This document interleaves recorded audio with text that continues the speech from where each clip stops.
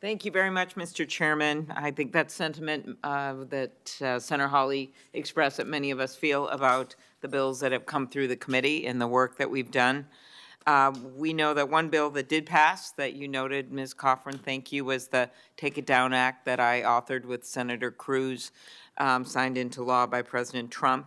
And as you know, that criminalizes the distribution of and threats to distribute non-consensual intimate images, whether they are AI created or real.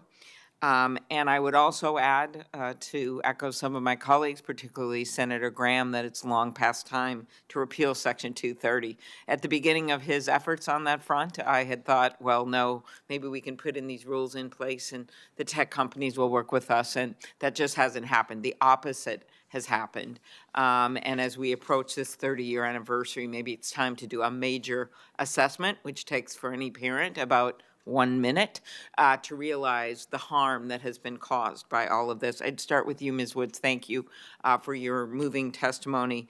Can you talk about why even the threat of non-consensual distribution of explicit images can be tragic, and why it's so vital that the law covers threats, as the Take It Down Act does, as well as reality?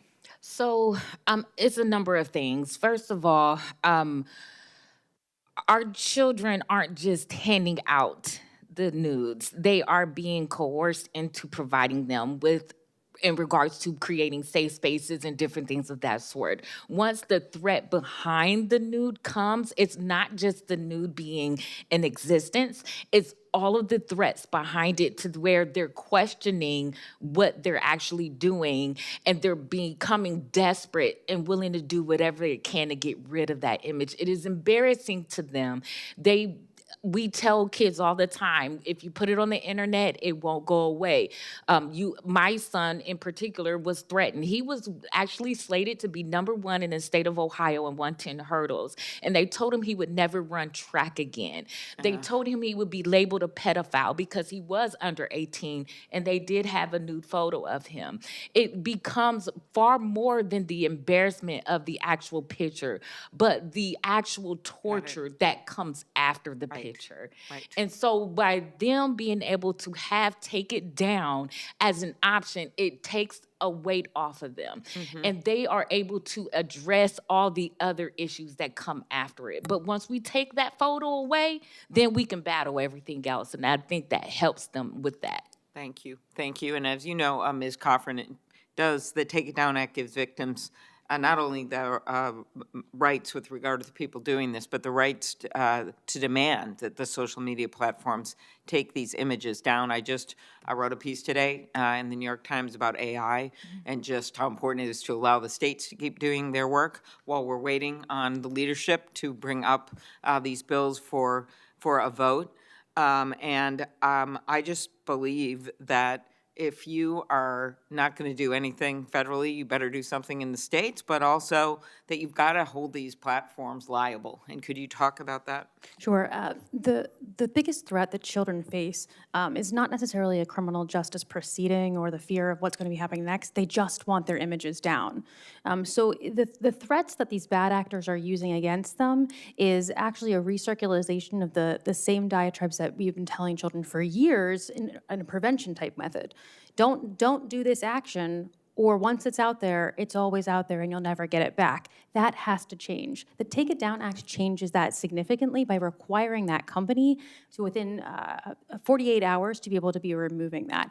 Children need to know that they have that right for that content to come down, so that the threat to recirculate, there's power taken away from that and the child gets that power back.